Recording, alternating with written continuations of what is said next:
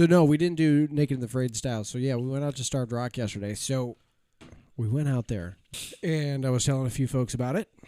And the number one response I got was, a bunch of people were killed out there in the 60s, right? I did not know that. Yeah. 3 women were murdered in like 1960, 1961. And Before DNA and all that shit. Yeah, when murder scenes were gross. God. Let's go talk to the weirdos downtown, and then we'll just arrest somebody. So when we were hiking, Starved Rock is huge, right? There's like 30 miles of trails. Like, you can definitely get lost in a place like that. Sounds like a good place to put some bodies. Yeah. And they found him. And so our plan was to like explore like the main part of the park, and then we were going to go to where they found the bodies afterwards.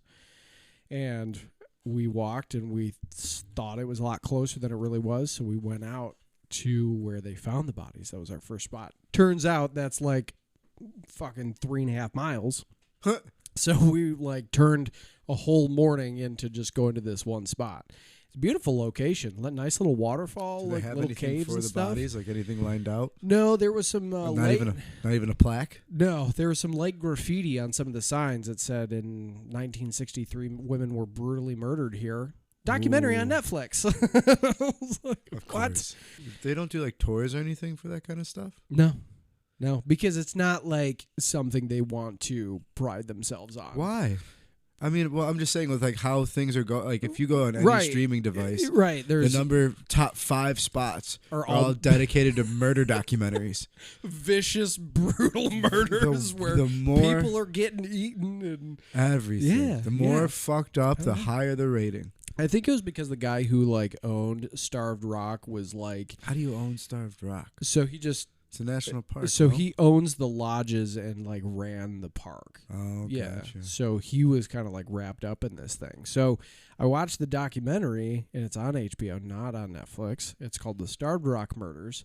And the guy that they arrested, I don't think he did it. Why do you say this? So how it happened, right, is that three women were staying at the lodge, and from the lodge to like where they were found. And granted, this is like January. It's fucking cold outside, right? And there's like 6-8 inches of snow.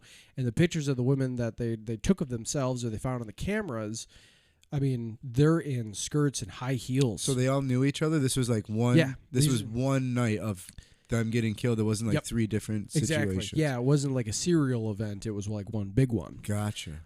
So they were like in skirts and high heels. I mean, this is 1960, right? That's how they dressed. But they were not prepared to go walking 3.5 miles to this canyon, right? Yeah. What? Well, severely underdressed. Severely underdressed. So they were missing, and then like they called in like the problem, right? Hey, we got some people missing or whatever, and they go out and they find the dead bodies, right? The bodies were like covered in snow at this point, and they found like a giant log that they had been clubbed to death with. Really? Yeah, it was a big fucking log. Like anybody who was wielding that thing needed to be at least a little jacked to be able to do that.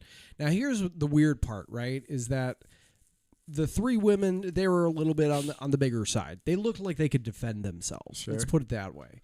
And they were all bound up, right? And they were like severely, brutally murdered. I mean, it was bad. They showed some of the pictures of it, and it was kind of gnarly. Yikes. So they end up doing like their investigation, right? And they like go find people who work at the lodge, because they're like, in order for somebody to like get somebody here, they got to know the area. You can't just like randomly kind of like walk in here.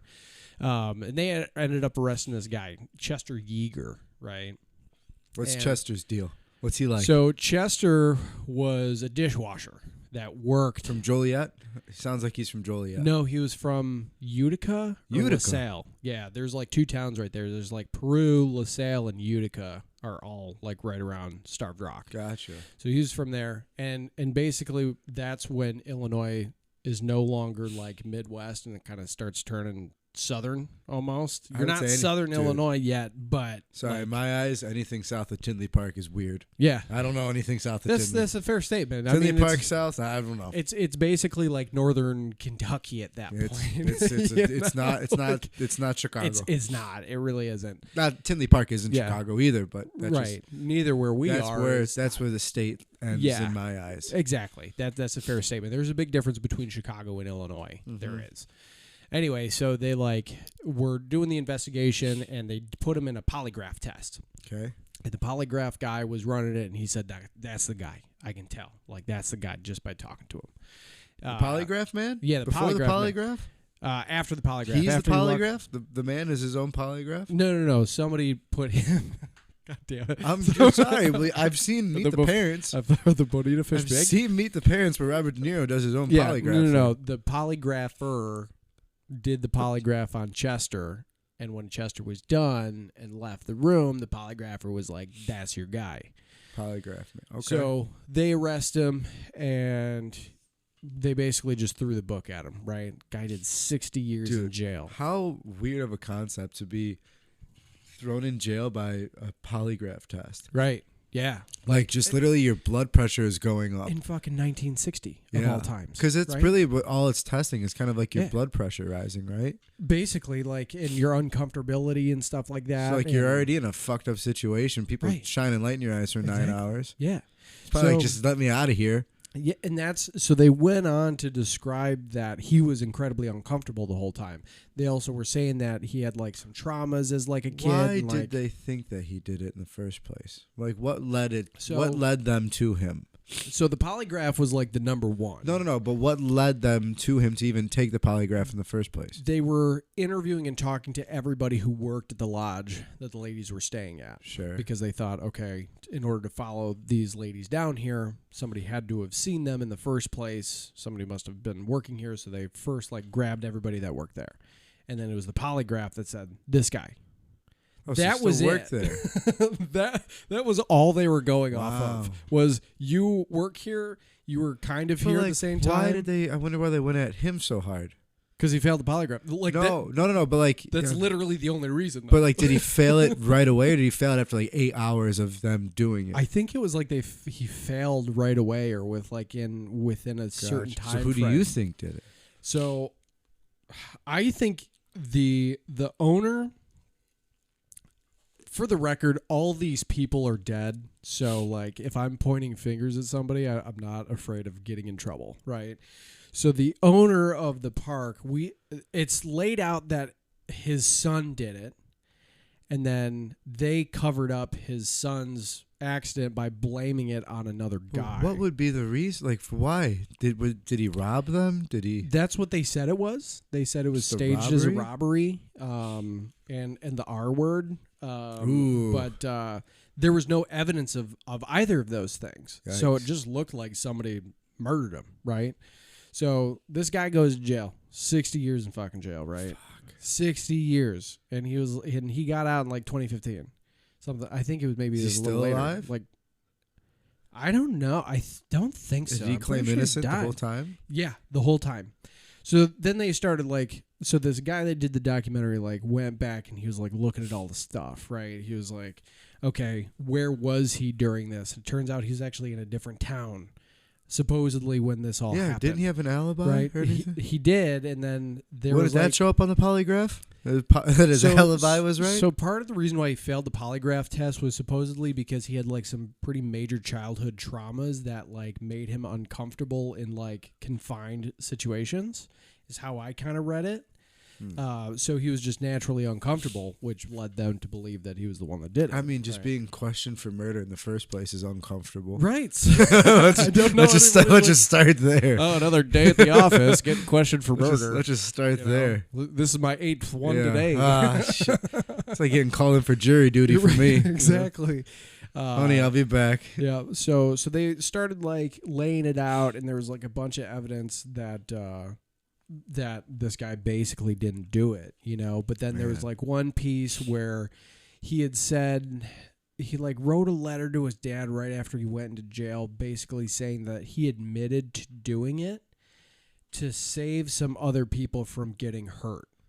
like he was the fall guy for That's it. kind of weird. You know, like, yeah, it was a little odd, and it was him that wrote it. Now, granted, it was 60 years ago, and you just got thrown in jail. I'm sure there's a lot of people that say some crazy shit when you get thrown in jail for the first time. But there was, like, a lot of that throughout the documentary of, like, weird intimidation, of, like, forcing people to say things or perjure themselves and stuff like this. And it just seemed like the entire town threw the book at this guy because they didn't know who else. And, like, the town was suffering from it. Nobody was, like, going out. You want to blame somebody. Yeah, so he was kind of, like, scapegoated. Yeah. Kind of. It's sad. Yeah. So, but he got out. Yeah, 60 years later. So this is a real sad Actually, part, no, right? not 6. Well, previously. He was in jail for 60 years. He didn't get parole? No, because the judge that threw him in jail was the one that was on the parole board and kept denying him parole. Oh, wow. So get this, right? So he's in jail for 60 years. I know I said he was out in 2015, but I misremembered that. He got out in 2020. He was out for 2 weeks, and then COVID happened. So then he was re-isolated in his own house. I mean, yeah. That sucks. Yes and no, because let's be honest, that's got to be like a shell shock going from jail to just the real world again. True. So that is probably the best case scenario for him to like ease him back into the. Thank God. Yeah, like, oh, this is TV. Like, I think he your did. toasters are so futuristic now. Like, what happened? I think he did like 2 weeks at like a halfway house, and then he went back to like his family's home. Yeah. And then COVID happened. I And mean, they, like, locked him back inside. Yeah, but nowhere near this. He could at least go for walks and shit.